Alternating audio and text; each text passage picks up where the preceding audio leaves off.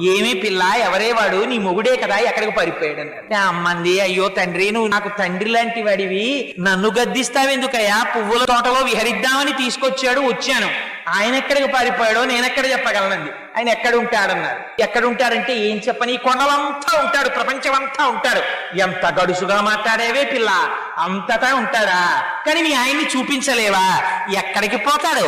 చీకటిగా ఉంది కదా, నేను వృద్ధుణ్ణి అయిపోయాను. నిన్ను గుర్తుపడదామన్నా నువ్వెవరో గుర్తుపట్టలేకపోతున్నాను. అందుకని నిన్ను ఈ సంపంగి చెట్టు కట్టేస్తానని మొలకున్న ఉత్తరీయం తీసి ఉత్తరీయం వేసి కట్టేశారు. ఆయన కట్టేస్తే పాపం తల్లి రాత్రంతా సంపంగి చెట్టుకి కట్టుబడిపోయి ఉండిపోయిందండి. ఏమా తల్లి కర్మ, ఆ తల్లి కనుబొమ్మ కదిలితే ఐశ్వర్యం వస్తుంది. అటువంటి తల్లిని ఉత్తరీయంతో కట్టేశారు అనంతాచార్య వారు. కట్టేస్తే తెల్లవారిపోయింది. గుడి తలుపులు తెరిచారు.